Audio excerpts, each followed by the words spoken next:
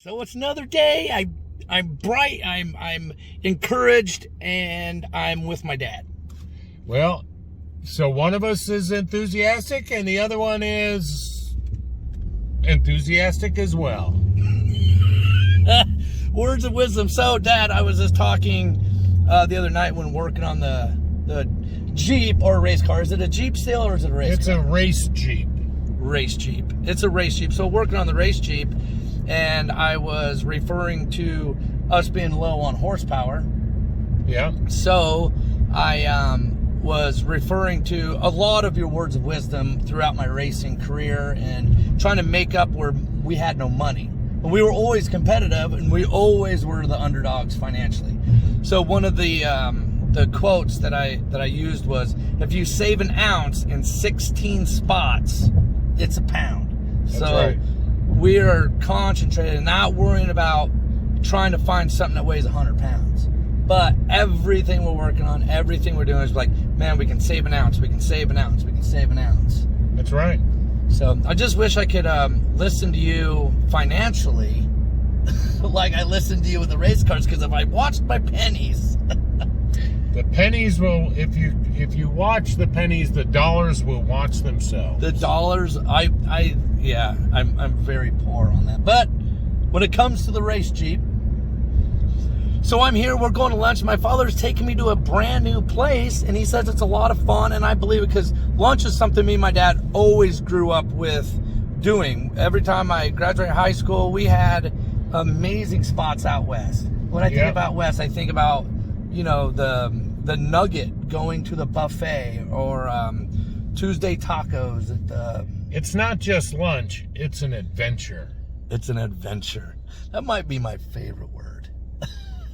It's not just lunch, it's an adventure. So where are we going for lunch? It's an opportunity to escape reality. If only for a half hour or hour. If only for a half an hour. So this place, you said they play Jamaican music. It's called Pita Wheel in downtown Gastonia. Called a Pita Wheel. It just opened up here not too long ago, and it's kind of a neat place to go. I go every once in a while, and it's the first time I get to take my son there, so woohoo! Yippee! And we're here picking up that trailer I talked about last night. So when we get back to my father's shop, West End Hardware, I don't want to spill the beans, but we're gonna let him give us a little history class on a really cool West End Hardware. What did I say? History lesson on West End Hardware. On West End Hardware. And I'll definitely take a couple pictures here at this new Pita Wheel. All right, we'll talk to you in just a little bit. Right now, it's lunchtime.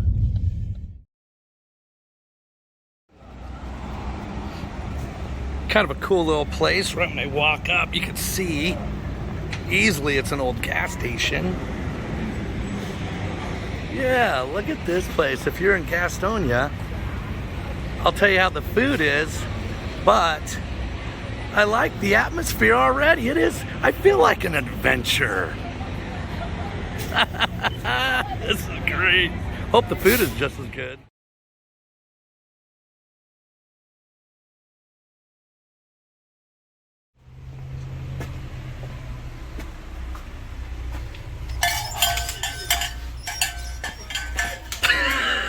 So we got these new hats here at West End Hardware. Where's the good day, mate? They work good if you don't know whether you're coming or going. Right? You know, you could go this way or this way. Here, only here at West End Hardware, these fancy new, don't know where Can you're you coming even or going see? hats. See? So obviously we're selling hats today.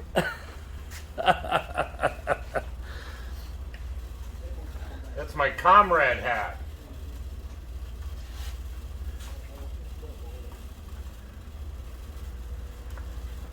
All right, welcome to West End Hardware. And we'll talk a little bit more about the history here in a minute. All right, here we are. This is like the incoming area. This is where all the inventory comes in from the back doors. Now, years ago, this door used to go outside. That was outside. And this door here used to go outside. But right now, we're going to go through here. which back in the 1950s, this would be outside. But not anymore because we've been closed. We didn't. When we bought the store, this was already enclosed, and you'll see this room is narrow at one end, wide at the other end, because it was added on from two buildings to one. Now this next building here, we cut this hole in the wall. This hole wasn't here. This used to be a laundromat years ago. In fact, the wash machines were all right here. And if you look closely, you can still see where the drains are from the old wash machines. That was the drains. And when it was a laundromat, that's where all the wash machines were. Could you still drain something in those holes today? I'll bet those drains probably still go out to the sewer. They probably still do. Now, when this was a laundromat, this is where the wash machines were. And over here is where the dryers used to be. And at one other time, this used to be a diner. This used to be a cafe. And you can see where the tiles on the floor Oh my God. used to be black and white. And over here, I never they were noticed red and that white. before, Dave. Like you can really So this see. used to be a little coffee shop many years ago. I never knew that.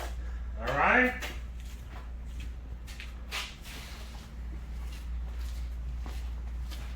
But then. So more are these recently- finished? These are all finished from Yeah, West these End are all Hardware? mowers just waiting for people to come pick them up, and we sure would hope that they would come pick them up sooner than later because they're sure in our way. It's amazing how clean they are. People take good care of their stuff, for sure. Well, we wash everything that goes out of here, so.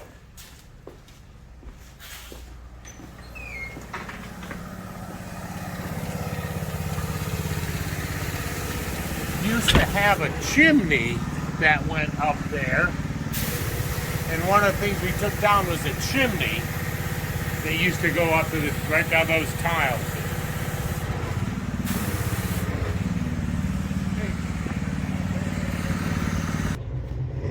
Here we are in the backyard at West End Hardware. There's our new building that we're still getting it outfitted with different pieces and parts. There used to be a house there.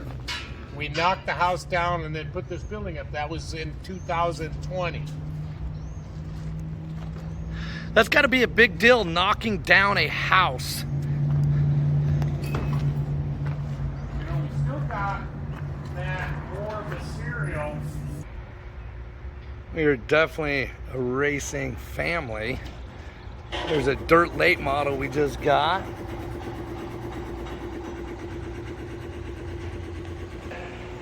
All right, here we are in the new shop that we just built here a couple of years ago. This is the residence of Mark and Chris. Mark's shop, he spends most of the time here. That's Mark. Smile, Mark, you're on YouTube. And then Chris, He said, oh God. Chris also does a lot of work here. So we've got this place outfitted pretty nicely, and a lot of great work comes out of this shop. It's surprising how cool it is in here. You guys got this atmosphere pretty cooled down. Yep. If we can keep the door shut. All right, this is the little shop. This is where we do some push mowers, chainsaws, blowers, and so on and so forth. You got Red and Aaron over here working their butts off. Really getting a lot done here in the little shop. Now, originally, when we got the store 10 years ago, this was the only shop that we had. Of course, we've expanded into those other shops, but this was the only shop. Every piece of equipment came through this shop in the olden days.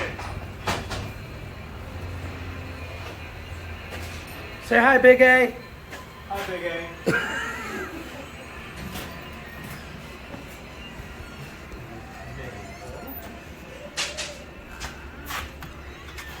And there's Mabel. There's Mabel. Oh, little sister. All right, so this is the back side of our parts department. Now, years ago, this used to be a barber shop. This little section here was a barber shop, and an old timer came in and told me about many years ago, they would get their hair cut in the front, they would take a shower in the back, and sure enough, here's the drains from when they used to go to the barber shop and take a shower. That's when you used to take a shower. You get your hair cut and take a shower. So this used to be Once a an month. old, well, like a bathhouse. Kind of like, I guess, a bathhouse. Did they We're talking date that? We're talking the 40s now. my 40s and goodness. 50s. Wow.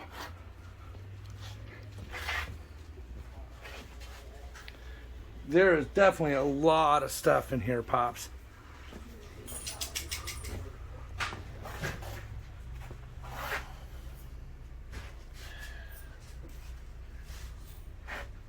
Okay, now we're back where we started, and that's kind of West End Hardware in a nutshell. Over 70 years of history in this old building, and there's a whole lot more, and a lot more to come. But thanks for coming by and hanging out with us for a little bit today. You need to come by and visit West End Hardware. Now it's time to get back to work. Hey, so that was a great little thing that my dad took time out of his day to tell us about West End Hardware and a little bit of history from the bathhouse and back in the 40s. But right now, we're picking up that war wagon and a welder. So we're gonna get that stuff loaded up and back to the shop, and hopefully we have a way more successful time tonight than we did yesterday. We're excited. We're gonna outfit that to be an off-road war wagon. That was super awesome. Great lunch. We got to walk around West End Hardware with my father, which is really great. So now it's back to the shop. We're gonna finish out Stacked Off-Road. Really positive. We're gonna do some awesome work there, because that's what needs to come first, is work before play for sure. Even though I've been playing for the last 3 hours. But it's all about justification, right? So back to Stacked Off-Road. We're gonna, kick ass there at the shop and do some work, and then we're going to start working on the Jeep. Well, we got welding wire. I got gas. I got pre-prepared everything. But what a great time! I know this episode's gonna be a little bit long, or video, or whatever, but it's worth it. Like, just a little bit about what we're going through on this race and the amount of people and support we need. So, yeah, cross your fingers. Tonight is going to be a good one. All right, I'm on my way back to Stacked Off-Road. Working on this car, trying to get going is kind of like trying to be Nostradamus. The guy that tells the future back hundreds of years ago. What was that? Nostradamus? What is that, Matt? You know what I'm talking about? I have no idea. Nostradamus? You're close. Yeah. Nostradamus. Something like that. It's a guy Pretty sure he's saying that wrong. that... Notre Dame. Notre Dame. I'll put a Nostradamus on that. So actually, it's a guy a long time ago that is predicted. He predicted a lot of shit, but surprisingly enough, a lot of the shit he predicted a long time ago has actually come true. So when you're actually getting ready to try to race, it's kind of like trying to be that guy. When we're starting from the very tip of the front all the way to the ass of this rig, we're trying to predict failures before they even happen. They've never happened. They've never happened.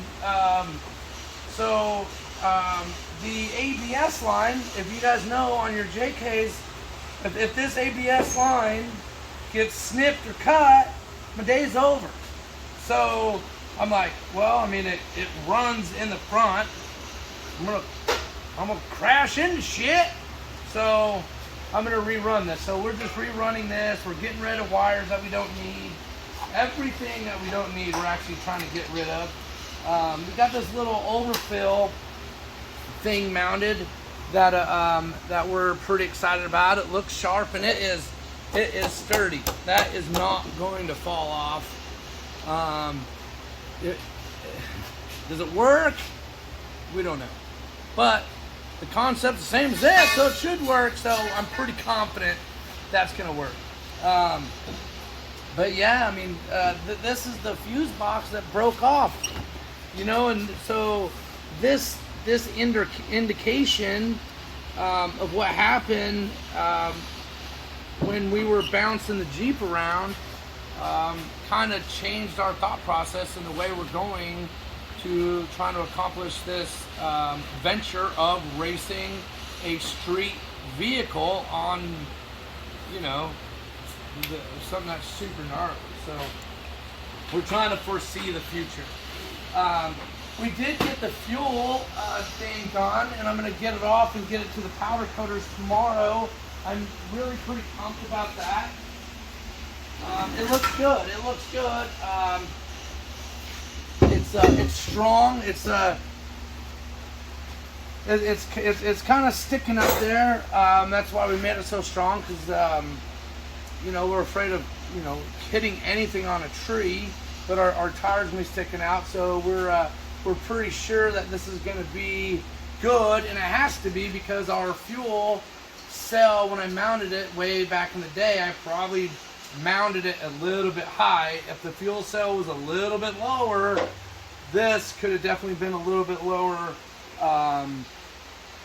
but it is what it is. So we made a very sturdy mount that we believe is going to be just fine, and it looks beautiful. You can see we ran our vent tube. It's right here.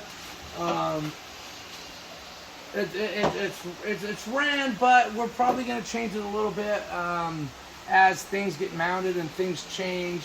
So it's kind of temporary, but it's done. It's done. We're excited.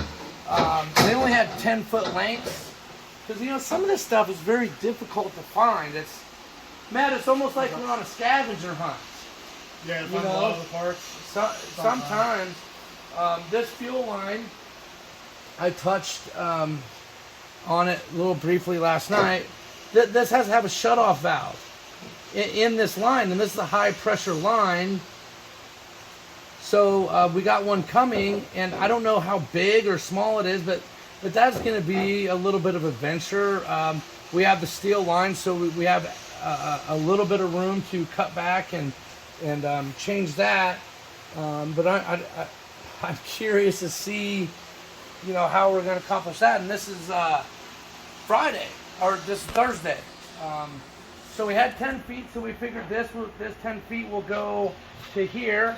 We got another ball valve here, a quarter turn, and you can shut it off. So we'll probably move this up so anybody could do it in case the unfortunate happens, and we need to use that check valve. And then the rest of the line has got to go down 3 inches below the gas tank. So I guess the way of thinking is, if this line is on the outside of the gas tank this way, and then it's on the outside of the gas tank this way, through rotations, that, and this has a check ball too, so hopefully that will just shut it off. But you know, hopefully no matter what happens, there is going to be no fuel outside the vehicle if something unfortunate happens, which would be pretty devastating if we had fuel flinging all over. We could look like Halley's Comet, which might be kind of cool, but we're going to try to avoid that. So this is exciting. Matt, right now, Michael, if you go that way, I'll go this way. Matt is welding this bar in. So this bar is going to do a couple things. One, it's going to take the actual chassis and make it way rigid. Hey, is that just sitting in there like that? It fits that tight? Yeah. Well, it's not. I have to. pre-fit. Yeah, I gotta still pull it up, and yeah, it'll fit. I thought I was like, holy shit. But yeah, Oh, no, it's a big Matt fit. is amazing with the fabrication. It really is fun to watch him work. Not that I'm watching, I'm working too. Oh yeah, everyone's working. It's a team effort. But so this is going to be the beginning of finishing the full roll cage and mounting our seats. Our seats have to be mounted to the roll cage, so it's going to be mounted on this bar, and then this door bar that's down here, we should be able to do that.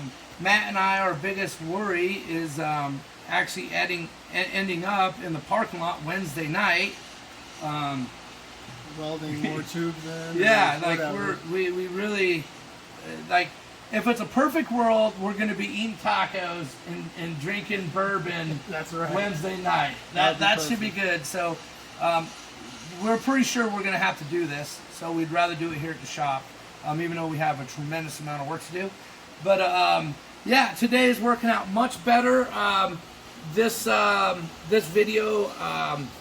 Just real quick, I just want to thank Rockcrawler, amazing, R-Tech, Rockslide Engineering, iDrive, Primal Off-Road, Send It Mafia, my 4x4 Club, and then, Stacked Off-Road. And, man, we're getting close. We're making a lot more progress. I see a little light at the end of the tunnel. So, yeah, this is the update for today. And we show no signs of slowing. So tomorrow should be pretty exciting. Maybe I'll try on my driving suit for you tomorrow. Probably not. Well, like we end all videos, like, share, subscribe if you're having fun watching this, and it's going to be soon. To the front and to the bar.